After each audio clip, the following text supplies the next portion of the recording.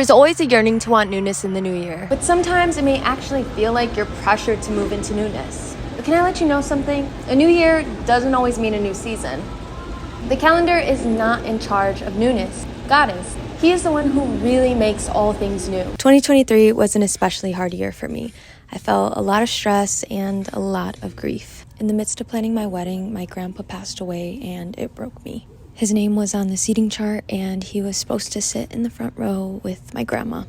I couldn't keep it together, erasing his name, especially after being in the hospital room with my family, watching him take his last breath. The grief was so unexplainable, and honestly, it's really hard to think or talk about it even now. And soon after, our dog of 13 years would be killed by a neighboring pit bull. We had spent hours at night looking for him, calling his name, but he never returned. And the next morning, my dad found him in our neighbor's yard. The heaviness, the anger, just a deep sadness struck. The morning was more than excruciating. Honestly, words can never describe it. Although it did not stay that way. With getting married to the most supportive, loving, amazing man of God, we pushed through. God promised that the mourning would not last forever. Even though it hurt like it would, it did not.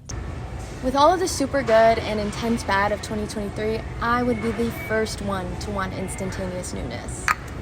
But it is okay for that not to happen, because I think new mercies every single day is way better than a yearly fresh slate. And for his mercies to endure forever, yeah, I'll take that.